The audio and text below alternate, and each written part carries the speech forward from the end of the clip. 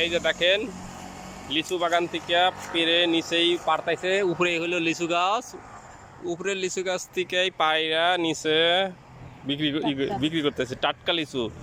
যারা যারা লিচু খেতে চান তাড়াতাড়ি এই রোডে আসবে, গাজীপুরের রোডে আইসা আপনার পছন্দ মতো নিয়ে যাবেন।